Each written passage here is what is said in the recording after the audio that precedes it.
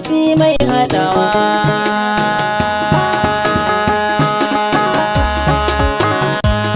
Lokaci mai rabawa. Aure ɗan haƙuri ne masoya, sai ku da ango amarya, lallami da juna ku koya. Ku ɗauki hali na manya, ku taka duniya sannu sannu, kar ta sanya ku kwalla idan nake da mayar idanu. Gaba zai dinga kalla, turmi ta bar aikin su casa, bacci kuke ku farka matasa, kada ku ɗauki komai da wasa. Hannu ka ba su washi ka amsa, ka so a so kana yarda su ne,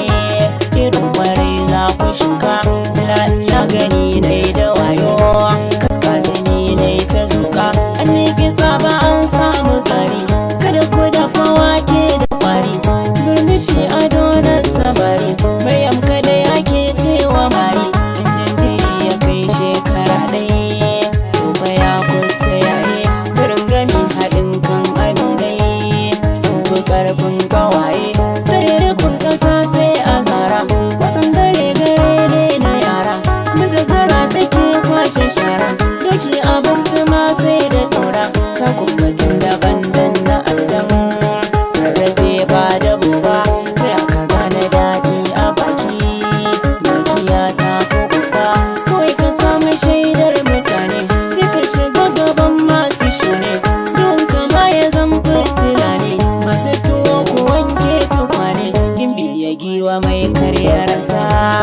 magani na itace, ita kwada musa ta ki sabo, sai gani sai kwasance, zaki na nama an bar wa zabi, adan amarya kayan ta sabi, kai ko kana da kaifi ta kobi, mutu ga wanda ya kama rabi, ko da iya ruwa fidda kai ne,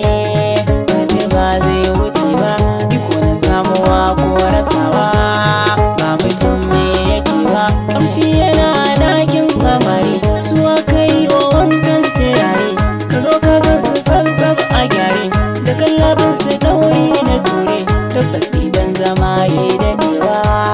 to hali ya zame dai, bar wanda ke ta jiji da kai dai, duniya ce ta rudai, sani na kanku ne ba ni gasa, waka nake da harshe na Hausa, in ta fito ta kewaye sassa, da kun fasa ta sako ta kusa, ciki da gaskiya ma ya huzo, akuta ga zance, gidan da ke da manyan